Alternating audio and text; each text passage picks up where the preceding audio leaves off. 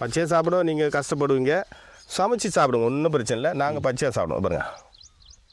சாப்பிடுங்க, என்ன டேஸ்ட்டில் சொல்லுங்கள். எனக்கு இது வரைக்கும் நாட்டு இது சாப்பிடல.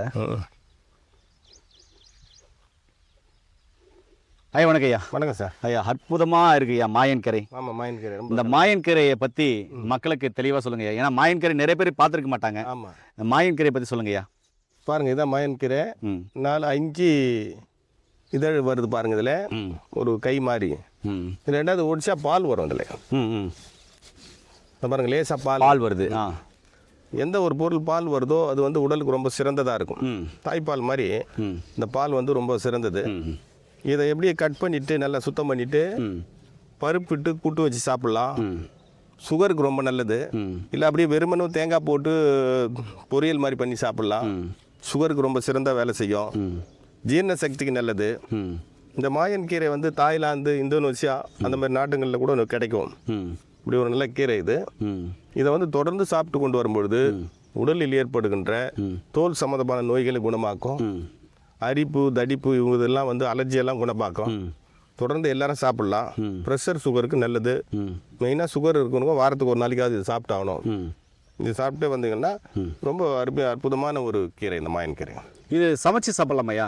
சமைச்சு சாப்பிடலாம் ஐயா. இந்த மாயன்கீரையை கீரையாக சமைச்சு சாப்பிட்லான்னு சொல்கிறீங்களா? இது எப்படி சமைச்சு கீரை குழம்பா சாப்பிட்லாம், இல்லை கீரை துவையில சாப்பிட்லாம்? ஆமாம், இதை நல்லா வேக வச்சு கடைஞ்சிட்டு பச்சை பருப்பு போட்டு வெள்ளை வெங்காயம் போட்டு இதில் இன்னும் நமக்கு தேவையான பொருள்லாம் போட்டு புளி கூட கொஞ்சம் போட்டுக்கலாம். போட்டு கடைஞ்சி இதை வந்து ஒரு பருப்பு கூட்டு மாதிரி சாப்பிட்லாம்.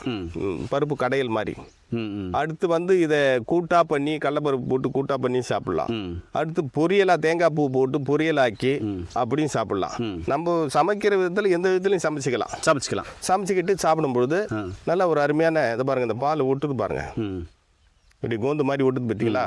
அதனால் வந்துட்டு இது உடல் உள்ளுறுப்புகளுக்கு இந்த லிக்விடேஷன்லாம் இதில் கிடைக்கும்.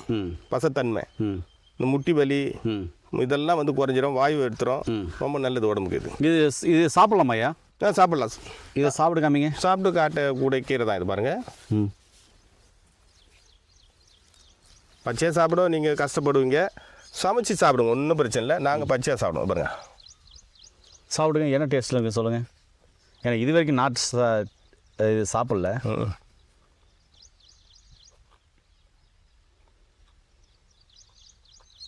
கசப்பு இல்லை, கொமட்டல் இல்லை, மெல்லிய இனிப்பு, ஒரு அருமையான இனிப்பு. தோர்ப்பு, உப்பு கலந்த ஒரு தோர்ப்பு, அவ்வளோதான். ரொம்ப அருமையாக இருக்குது. பச்சையிலேயே சாப்பிட்லாம். ஆனால் உங்களுக்கு பிடிக்காது, நீங்கள் சமைச்சு சாப்பிடுங்க. பச்சையாக சாப்பிடணுன்னு ஆசைப்பட்டால் பச்சையாக சாப்பிடுங்க. வீட்டாண்ட வந்து இந்த மாதிரி தோட்டத்தில் வாங்கி இதை வீட்டாண்ட ஒரு செடி வச்சு பயிராக்கிங்க வீட்டாண்ட. ஏன் மாயன்கரையை பற்றி அற்புதமான தகவல் அழகாக சாப்பிட்டு காமிச்சிருக்காங்க. வாரத்துக்கு 2 முறை கண்டிப்பாக கிடைக்கிறவங்க சாப்பிட்டு வாங்க. இவர் சாப்பிட்டே இருக்காரு. இது போல் தகவலை தெரிஞ்சுக்கொள்ள நம்மளுடைய சேனலை சப்ஸ்கிரைப் பண்ணுங்கள். மீண்டும் நிறைய பேர் சந்திக்கலாம். நன்றி, வணக்கம். வணக்கம் ஐயா.